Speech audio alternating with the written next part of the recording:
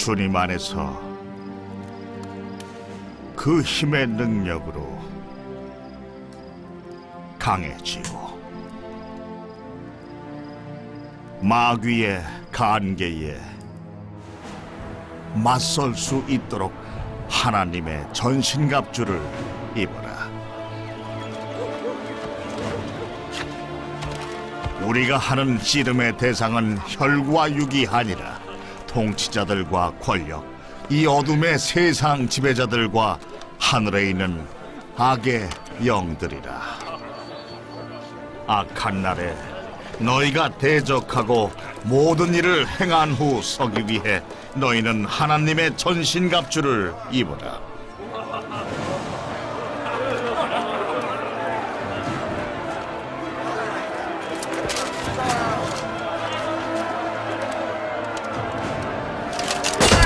그런즉 서서 진리의 허리띠를 두르고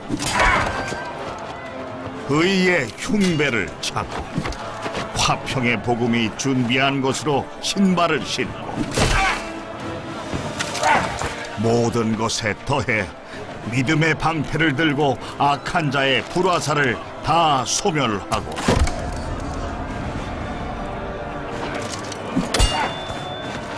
구원의 투구와 성령의 검, 곧 하나님의 말씀을 받으라. 모든 기도와 간구로 언제나 성령 안에서 기도하라. 이를 위해 늘 깨어 있어 끝까지 힘쓰며 모든 성도를 위해 구하라. 네, 안녕하세요, 여러분. 요즘은 미세먼지가 너무 심하네요라는 인사말을 먼저 해야 할 정도로 공기가 안 좋은데요. 공기는 비록 안 좋지만 우리의 영혼만은 폭풍 가운데 있어도 늘 하나님 안에서 평안하시길 바랍니다.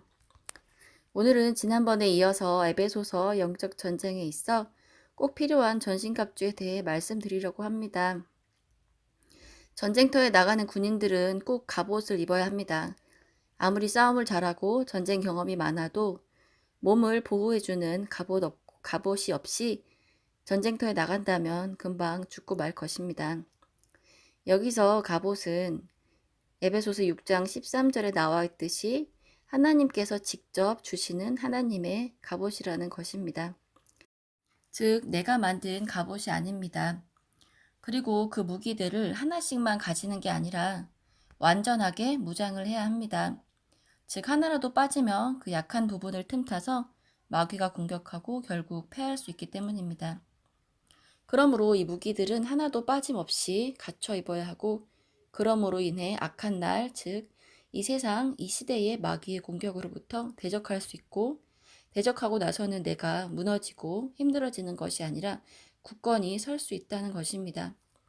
간혹 무기가 없이 마귀를 대적해 영적 전쟁에 나갔다가 힘들어지는 경우들도 있는 것 같아서입니다.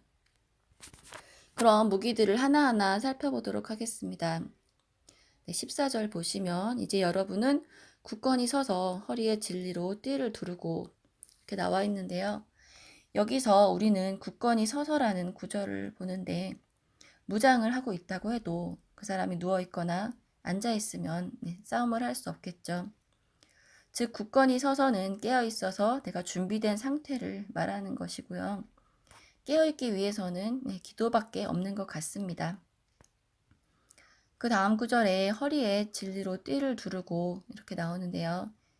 여기서 병사들의 허리띠는 몸을 지탱해주는 무기이기도 하고 다른 무기들을 장착할 수 있는 틀이 되기도 합니다. 즉 모든 무기들을 착용하기 위한 가장 기본이 되는 것이 허리띠입니다. 여기서 말하는 진리는 진리의 복음, 또 예수님 자신, 또 그분의 말씀이라고 먼저 볼 수 있습니다. 우리가 진리에 기반할 때 항상 흔들리지 않고 든든히 서 있을 수 있기 때문입니다. 또 이에 덧붙여 이 구절에 쓰인 진리라는 단어의 원뜻은 원문 주석을 보니까 객관적인 진리인 성실, 신실함, 정직을 의미한다고 합니다. 즉 영적 전쟁에 임하는 사람들은 복음의 진리로 서 있어야 할 뿐만 아니라 본인의 인격 또한 정직하고 진실해야 한다는 것입니다. 그리고 복음의 진리 안에 바로 서 있는 사람은 당연히 진실한 상태, 즉 거짓이 없이 성실할 수밖에 없을 것입니다. 그리고 이 진리의 허리띠는 가장 기본적인 다른 무기의 기반이 되는 것이고, 즉 하나님의 사람들은 정직이 없이는 영적 전쟁의 갑옷들을 입을 수 없다는 말씀이기도 합니다. 네, 두 번째 14절에 위에 가슴바지를 붙이십시오 이렇게 나오는데, 가슴바지는 갑옷 중 몸통을 전부 보호하는 용도로 쓰였고 금속이나 굳은 가죽으로 만들었습니다. 즉 영적 생명을 보호하는 중요한 방어수단인 것입니다. 여기서 위라는 것은 첫 번째로 예수 그리스도를 믿음으로 말미암아 하나님으로부터 얻은 칭의라고 먼저 여길 수 있습니다. 그렇지만 여기서 더 나가서 내가 위롭게 여김을 받았다 해서 기뻐하며 끝나는 것이 아니라, 내가 위롭게 여김을 받았으므로 영적 전투에서 이기려면 나 또한 적극적으로 위로운 삶을 살아야 한다는 것입니다. 이것은 위롭게 여김받은 사람의 당연한 삶의 결과이고 하나님도 이것을 위해서 십자가와 부활을 이루어 주신 것입니다. 이것은 성화의 위로운 삶이라고도 할 수 있는데, 율법의 원칙을 충성되고 올바르게 지키는 것을 의미합니다. 그리고 위로운 삶을 살 때 갑옷이 몸의 장기들을 보호하듯이 사탄의 공격으로부터 내 영적인 생명을 지킬 수 있다는 뜻도 됩니다. 다시 말하면 위롭지 못하게 살면서 신앙생활을 하면 사탄의 공격에 무너지고 만다는 뜻이 될 수도 있을 것 같습니다. 구원의 조건과도 좀 혼동될 수도 있을 것 같은데, 칭찬의 원리를 보시면 칭위라는 자격이 없음에도 나는 죄인이지만 하나님께서 나를 예수님 때문에 위롭게 여겨주시고 구원해 주신 것을 믿는다면 그것이 감사하고 감격스러워서 나는 그 칭찬, 그 칭의 덕분에 죄악된 본성을 가졌지만 위롭게 살기를 힘쓸 수 있다는 것입니다. 네, 15절에 보시면 발에는 평화의 복음을 전하기 위해 준비하는 신을 신으십시오 이렇게 나오는데, 여기서 우리는 복음은 우리에게 평화, 즉 하나님과의 관계의 회복, 사람들과의 관계의 회복, 또 나 자신과의 관계의 회복을 준다는 것을 알 수 있습니다. 이 평화의 복음을 전하기 위해 준비하는 신이라는 것은 전하는 자가 먼저 이 평화의 복음으로 신을 신어야 한다는 뜻입니다. 즉 하나님과 나 자신과 또 다른 사람과 내 안에서 평안을 누릴 수 있어야 한다는 것인데, 내가 평화를 누리지 못한 채 복음을 전한다면 많은 실수도 있을 것 같습니다. 그리고 영적 전쟁에 참여하는 자가 먼저 평화의 그런 평안의 복음 안에 준비되는 신을 신어야 자신도 흔들리지 않고 두려워하지 않고 복음을 전할 수 있을 것입니다. 두려워하면서 전하거나 화가 나서 전하거나 하면 안 되는 거겠죠. 그것은 맨발로 나가는 것과 마찬가지여서 금방 사탄에게 지고 말 것입니다. 맨발로 나가면 금방 돌아올 수밖에 없지만 평안으로 신을 심으면 힘차게 복음을 위해 나갈 수 있을 것입니다. 16절 보시면 이 모든 것에 덧붙여 믿음의 방패를 가지고 이것으로 악한 자가 쏘는 모든 불화살을 끄십시오라고 나와 있는데, 여기서 방패는 작은 방패가 아니라 사람의 몸 전체를 가리는 물로 적셔진 불화살을 막는 방패입니다. 악한 자는 계속해서 우리에게 불화살을 쏘아대는데, 이 방패가 있다면 불화살을 막을 수 있을 뿐만 아니라 불화살에 불이 꺼지기도 합니다. 즉 계속 물이 마르지 않고 적셔져 있어야 한다는 것인데, 날마다 새로운 믿음의 물로 이 방패를 적셔야 할 것입니다. 여기서 믿음이란 예수님께서 나의 주인 되심을 믿는 믿음과 나와 세상의 주인이 주님이시기 때문에 내가 모든 승리를 이룰 수 있을 것이라는 것, 내게 모든 승리를 주실 수 있는 분이 하나님이시라는 것을 믿는 믿음일 것입니다. 믿음이 없다는 것은 주님께서 악을 이기고 승리하실 수 있을까? 이 세상의 창조주나 주인이 하나님이 아니신 것 같아 과연 모든 것을 하실 수 있는 그런 분일까? 라는 생각일 것 같은데, 우리가 이렇게 생각한다면 온전한 믿음의 방패가 될 수 없으므로 마귀가 쏘는 불화살을 끌 수 없게 되겠죠. 반대로 하나님을 믿고 신뢰하고 전적으로 맡기는 믿음을 가진다면 마귀가 불화살을 쏘아도 다 막아낼 수 있을 것입니다. 17절 보시면 구원의 투구를 쓰고 이렇게 나오는데요. 우리 몸 중에서 가장 중요하고 판단하는 기관인 머리를 보호하기 위해 꼭 투구를 써야 할 것입니다.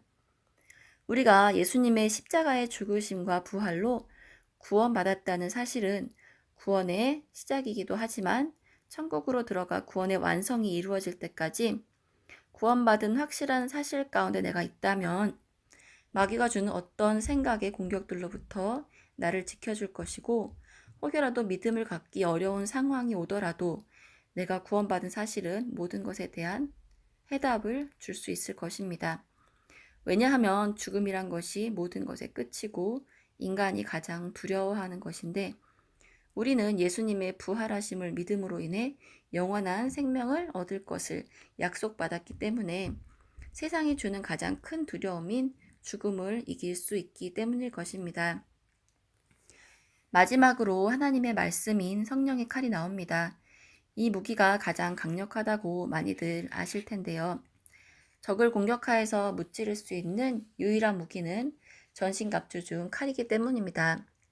다른 무기로는 방어는 할 수 있지만 방패나 투구나 신발로 적을 무찌를 수는 없습니다.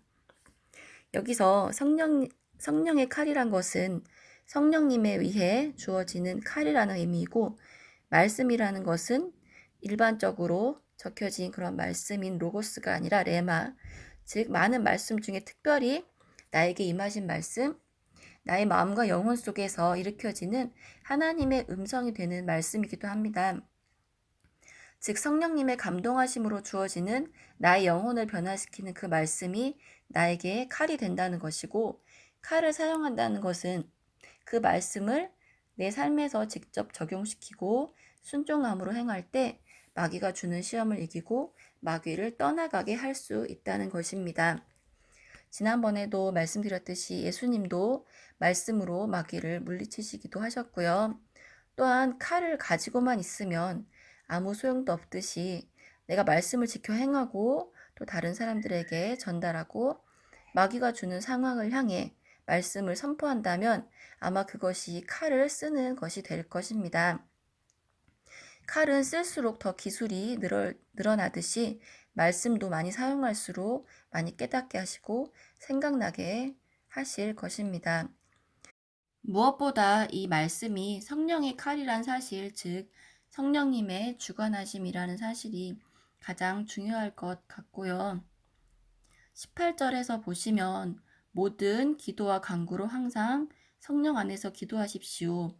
이를 위해 깨어서 인내심을 가지고 모든 성도들을 위해 꾸준히 기도하십시오. 이렇게 나와 있는데요.